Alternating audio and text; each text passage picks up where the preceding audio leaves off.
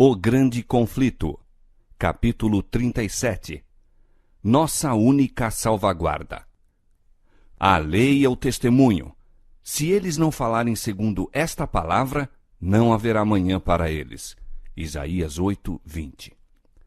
O povo de Deus é encaminhado às Santas Escrituras como a salvaguarda contra a influência dos falsos ensinadores e poder ilusório dos espíritos das trevas. Satanás emprega todo o artifício possível para impedir os homens de obter conhecimento da Bíblia, pois os claros ensinos desta põem a descoberto os seus enganos. Em todo o avivamento da obra de Deus, o príncipe do mal está desperto para a atividade mais intensa. Aplica atualmente todos os seus esforços em preparar-se para a luta final contra Cristo e seus seguidores. O último grande engano deve logo patentear-se diante de nós. O anticristo vai operar suas obras maravilhosas à nossa vista. Tão meticulosamente a contrafação se parecerá com o verdadeiro, que será impossível distinguir entre ambos sem o auxílio das Escrituras Sagradas. Pelo testemunho destas, toda declaração e todo prodígio deverão ser provados. Os que se esforçam por obedecer a todos os mandamentos de Deus defrontarão oposição e escárnio. Apenas em Deus ser-lhes-á possível subsistir. A fim de suportarem a prova que diante deles está, devem compreender a vontade de Deus como se acha revelada em sua palavra. Poderão honrá-lo unicamente tendo uma concepção correta de seu caráter, governo e propósitos e agindo de acordo com estes. Pessoa alguma, a não ser os que fortaleceram o espírito com as verdades da Escritura, poderá resistir no último grande conflito. A toda alma virá a inquiridora prova. Obedecerei a Deus de preferência aos homens? A hora decisiva está mesmo agora às portas. Estão nossos pés firmados na rocha da imutável palavra divina? Estamos preparados para permanecer firmes em defesa dos mandamentos de Deus e da fé de Jesus? Antes de sua crucifixão, o Salvador explicou a seus discípulos que ele deveria ser morto e do túmulo ressuscitar. Anjos estavam presentes para gravar-lhes suas palavras na mente e no coração, mas os discípulos aguardavam livramento temporal do jugo romano e não podiam tolerar a ideia de que aquele em quem se centralizavam todas as suas esperanças devesse sofrer uma morte ignominiosa. As palavras de que necessitavam lembrar-se fugiram-lhes do espírito, e ao chegar o tempo da prova, esta os encontrou desprevenidos. A morte de Cristo destruiu-lhes tão completamente as esperanças como se ele não os houvesse advertido previamente. Assim, nas profecias, o futuro se patenteia diante de nós tão claramente como se revelou aos discípulos pelas palavras de Cristo. Os acontecimentos ligados ao final do tempo da graça e obra de preparo para o período de angústia acham-se claramente apresentados. Multidões, porém, não possuem maior compreensão destas importantes verdades do que teriam se nunca houvessem sido reveladas. Satanás vigia para impedir toda impressão que os faria sábios para a salvação, e o tempo de angústia os encontrará sem o devido preparo. Quando Deus envia aos homens advertências tão importantes que são representadas como proclamadas por santos anjos a voar pelo meio do céu, ele requer que toda pessoa dotada de faculdade de raciocínio atenda à mensagem. Os terríveis juízos pronunciados contra o culto à besta e sua imagem, Apocalipse 14, 9-11, deveriam levar todos a diligente estudo das profecias para aprenderem o que é o sinal da besta e como devem evitar recebê-lo. As massas populares, porém, cerram os ouvidos à verdade, volvendo às fábulas. Olhando para os últimos dias, declarou o apóstolo Paulo: virá tempo em que não sofrerão a sã doutrina. 2 Timóteo 4:3. Chegamos já a esse tempo. As multidões rejeitam a verdade das Escrituras por ser ela contrária aos desejos do coração pecaminoso e amante do mundo. E Satanás lhes proporciona os enganos que amam. Mas Deus terá sobre a terra um povo que mantenha a Bíblia, e só a Bíblia, como norma de todas as doutrinas e base de todas as reformas. As opiniões de homens ilustrados, as deduções da ciência, os credos ou decisões dos concílios eclesiásticos, tão numerosos e discordantes como são as igrejas que representam, a voz da maioria, nenhuma destas coisas, nem todas em conjunto deveriam considerar-se como prova em favor ou contra qualquer ponto de fé religiosa. Antes de aceitar qualquer doutrina ou preceito, devemos pedir em seu apoio um claro "assim diz o Senhor". Satanás se esforça constantemente por atrair a atenção para o homem em lugar de Deus. Induz o povo a olhar para os bispos, pastores, professores de teologia como seus guias, em vez de examinarem as Escrituras a fim de, por si mesmos, aprenderem seu dever. Então, dominando o espírito desses dirigentes, pode influenciar as multidões a seu bel prazer. Quando Cristo veio para falar as palavras de vida, o povo comum o ouvia alegremente, e muitos, mesmo dos sacerdotes e príncipes, creram nele. Mas os principais do sacerdócio e os primeiros homens da nação estavam decididos a condenar e repudiar-lhe os ensinos. Fossem embora frustrados todos os seus esforços para encontrar acusações contra ele, e sem mesmo poder fugir à influência do poder e sabedoria divinos que acompanhavam suas palavras, encerraram-se, todavia, no preconceito. Rejeitaram a mais clara evidência de seu caráter messiânico, receosos de que fossem constrangidos a se tornarem seus discípulos. Estes oponentes de Jesus eram homens que o povo desde a infância fora ensinado a reverenciar, a cuja autoridade se havia acostumado implicitamente a curvar-se. Como é, perguntavam, que nossos príncipes e doutos escribas não creem em Jesus? Não o receberiam estes homens pios se ele fosse o Cristo? Foi a influência desses ensinadores que levou a nação judaica a rejeitar seu Redentor. O espírito que atuava naqueles sacerdotes e príncipes é ainda manifesto por muitos que fazem alta profissão de piedade. Recusam-se a examinar o testemunho das Escrituras concernente às verdades especiais para este tempo. Apontam para o seu número, riqueza e popularidade, e olham com desdém os defensores da verdade, sendo estes poucos, pobres e impopulares, tendo uma fé que os separa do mundo. Cristo previu que a indébita assunção da autoridade a que se entregavam os fariseus e escribas não cessaria com a dispersão dos judeus. Com o olhar profético, viu a obra de exaltação da autoridade humana com o fim de reger a consciência, a qual tem sido para a Igreja uma tão terrível maldição em todos os tempos. E suas tremendas acusações aos escribas e fariseus, bem como as advertências ao povo para que não seguisse aqueles guias cegos, foram registradas como aviso às gerações futuras. A Igreja Romana reserva ao clero o direito de interpretar as Escrituras. Sob o fundamento de que unicamente os eclesiásticos são competentes para explicar a palavra de Deus, é esta vedada ao povo comum. Conquanto a reforma fizesse acessível a todos a Escritura, o mesmíssimo espírito que Roma manteve impede também as multidões nas igrejas protestantes de examinarem a Bíblia por si mesmas. São instruídas a aceitar os seus ensinos conforme são interpretados pela Igreja, e há milhares que não ousam receber coisa alguma contrária ao seu credo ou ao ensino adotado por sua Igreja, por mais claro que esteja revelada nas Escrituras. Apesar de achar-se a Bíblia cheia de advertências contra os falsos ensinadores, muitos há que estão prontos a confiar ao clero a guarda de sua alma. Existem hoje milhares de pessoas que professam ser religiosas e, no entanto, não podem dar outra razão para os pontos de sua fé, a não ser o haverem sido assim instruídas por seus dirigentes espirituais.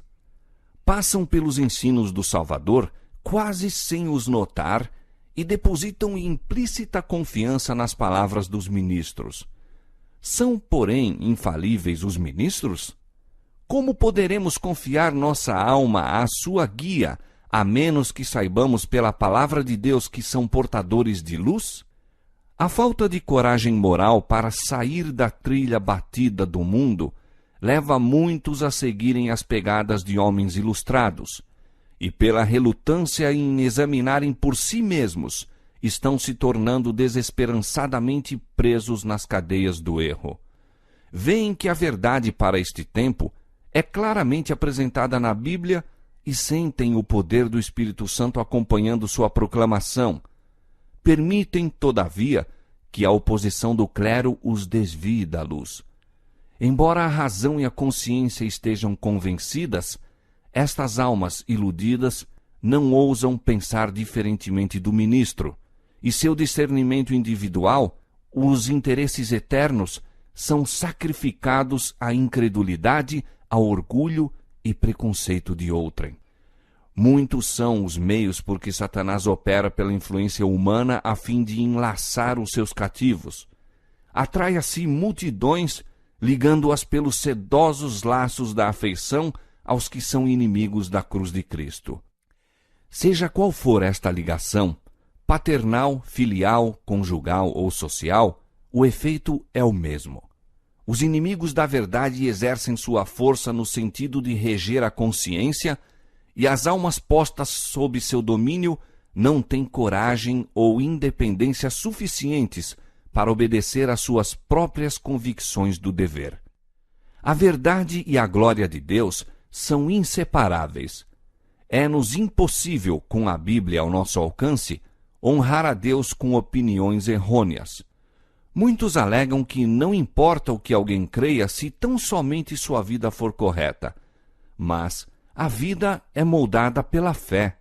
Se a luz e a verdade estão ao nosso alcance, e negligenciamos aproveitar o privilégio de ouvir e vê-las, virtualmente as rejeitamos. Estamos a escolher as trevas em vez da luz. Há caminho que parece direito ao homem, mas o seu fim são os caminhos da morte. Provérbios 16, 25.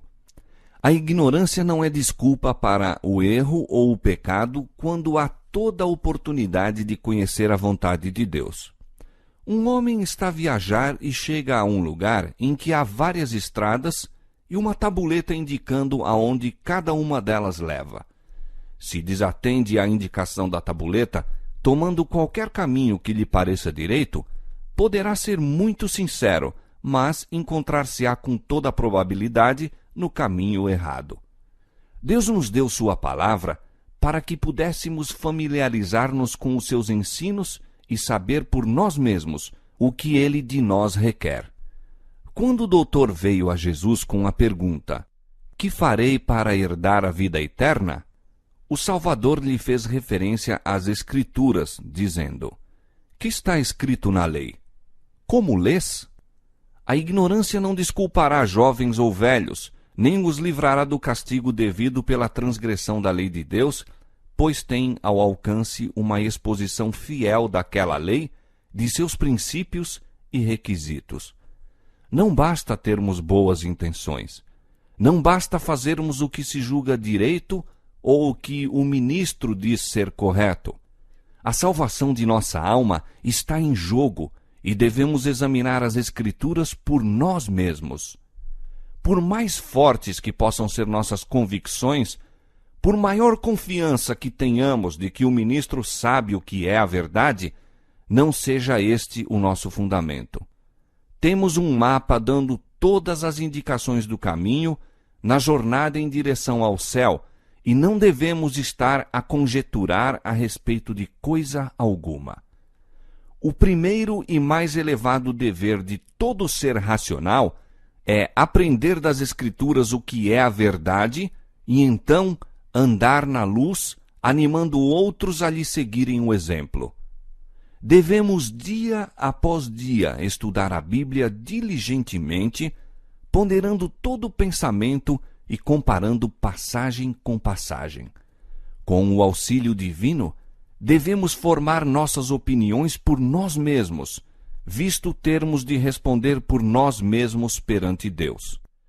As verdades mais claramente reveladas na Escritura Sagrada têm sido envoltas em dúvida e trevas pelos homens doutos, que, com pretensões de grande sabedoria, ensinam que as Escrituras têm um sentido místico, secreto, espiritual, que não transparecem na linguagem empregada. Estes homens são falsos ensinadores. Foi a essa classe que Jesus declarou: errais vós em razão de não saberdes as Escrituras nem o poder de Deus. Marcos 12, 24. A linguagem da Bíblia deve ser explicada de acordo com o seu óbvio sentido, a menos que seja empregado um símbolo ou figura. Cristo fez a promessa: se alguém quiser fazer a vontade dele, pela mesma doutrina conhecerá se ela é de Deus. João 7,17.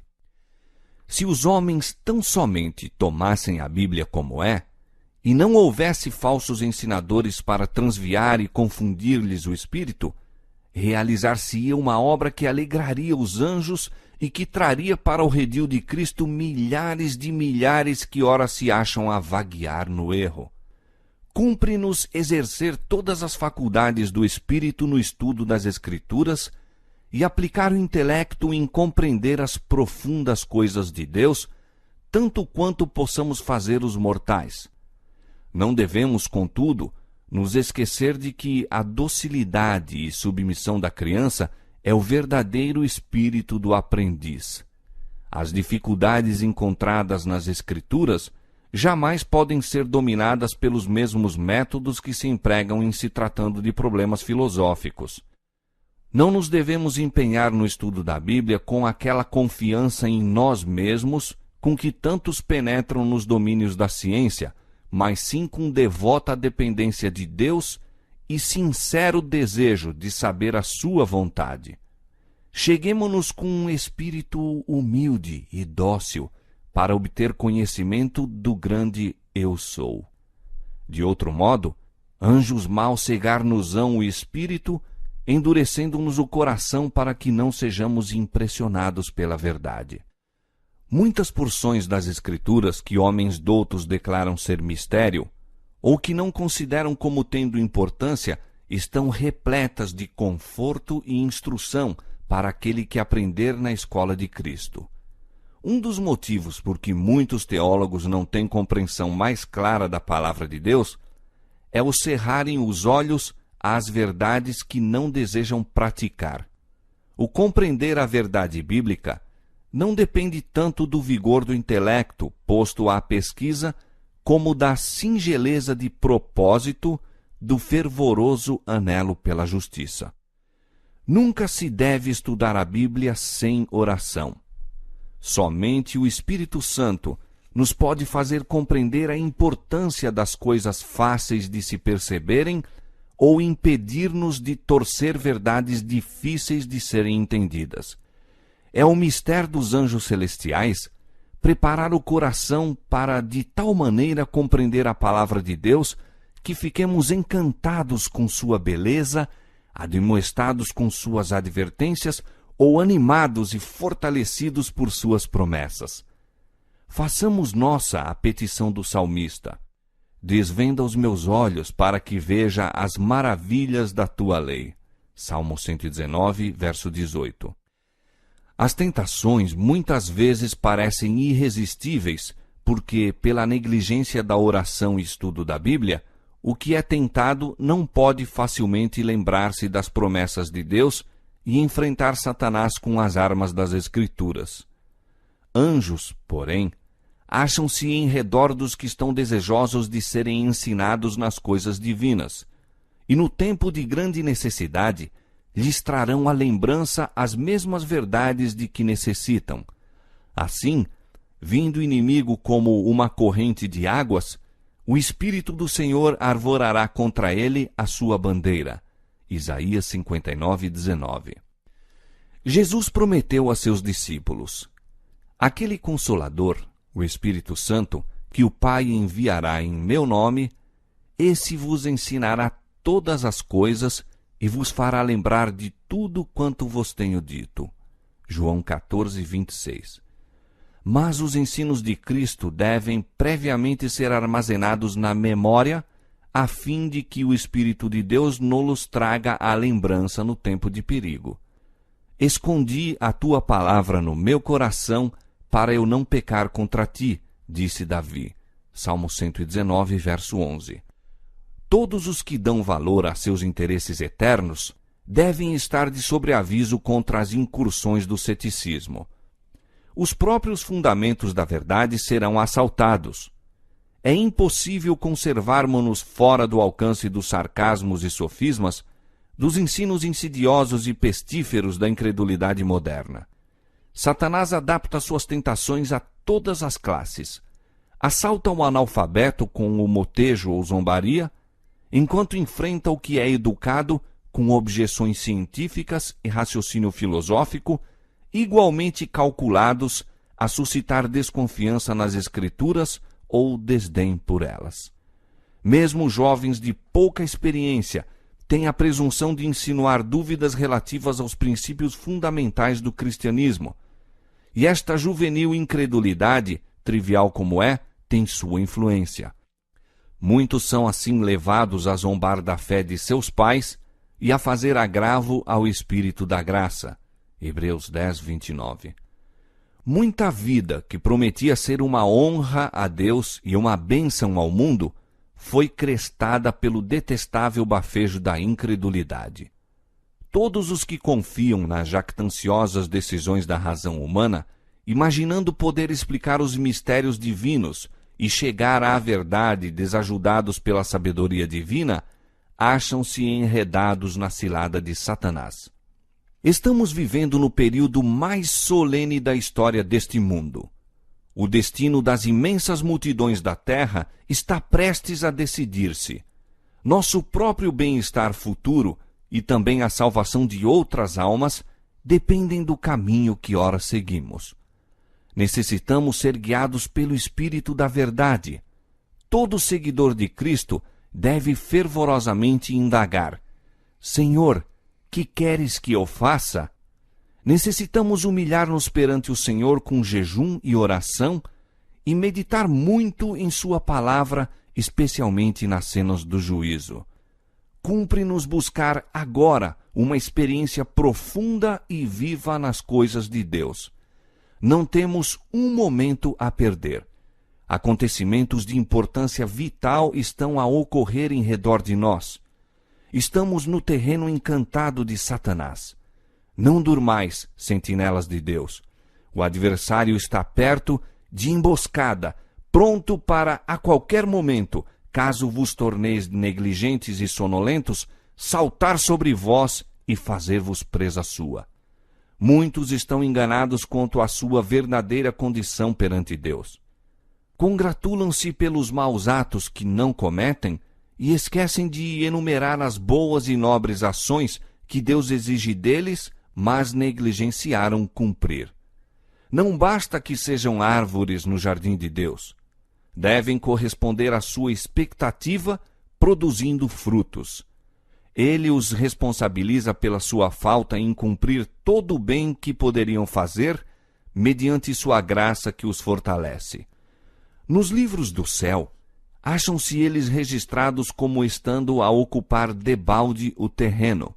Contudo, mesmo o caso desta classe não é inteiramente desesperador.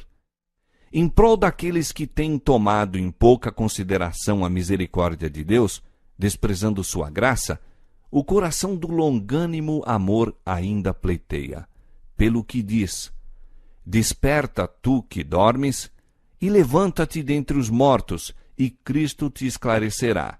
Portanto, vede prudentemente como andais, remindo o tempo, porquanto os dias são maus. Efésios 5, 14 a 16. Quando o tempo de prova vier, revelar-se-ão os que fizeram da palavra de Deus sua regra de vida. No verão, nenhuma diferença se nota entre os ciprestes e as outras árvores. Mas, ao soprarem as rajadas hibernais, aqueles permanecem inalteráveis enquanto estas perdem a folhagem. Assim, aquele que com coração falso professa a religião pode agora não se diferenciar do cristão verdadeiro. Está, porém, justamente diante de nós o tempo em que a diferença aparecerá. Levante-se a oposição, de novo exerçam domínio o fanatismo e a intolerância, acenda-se a perseguição, e os insinceros e hipócritas vacilarão, renunciando à fé. Mas o verdadeiro crente permanecerá firme como uma rocha, tornando-se mais forte a sua fé, sua esperança mais viva do que nos dias da prosperidade. Diz o salmista: medito nos teus testemunhos. Pelos teus mandamentos alcancei entendimento, pelo que aborreço todo o falso caminho. Salmo 119, versos 99 e 104. Bem-aventurado é o homem que acha sabedoria.